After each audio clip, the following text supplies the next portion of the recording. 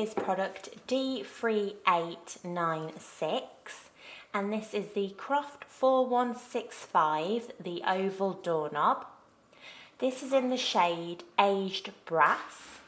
Croft do many different shades, so please check our website to see which ones are available. This doorknob is in the Mortice version. It's also available in a rim lock too. The length of the knob is 50mm. The depth of the rose is 3mm. And the diameter of the rose is 50mm. And the protrusion is 48mm. So this is the Mortice version.